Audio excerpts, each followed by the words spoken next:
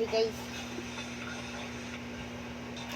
kumakain ako ng aking paboritong popcorns. And saka, paborito namin ni Kuya na Don Darko. Si dati pa namin to talagang paboritong popcorn. Apo, ang churros na. Yung pagtatikin namin, sabi lang, magbili nga tayo dito. Ka. Okay.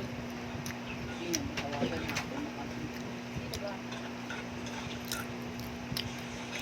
Magtikman ko ito. Yung iba naman din masarap. Alam ko masarap. Hindi pa ako bumibili ng ito. Ito.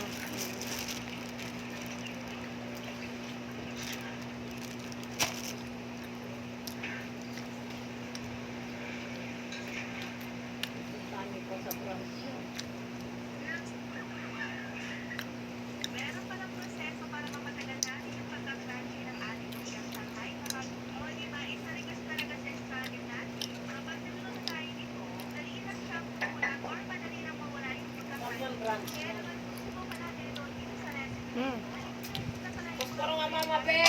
Hindi, gamit ako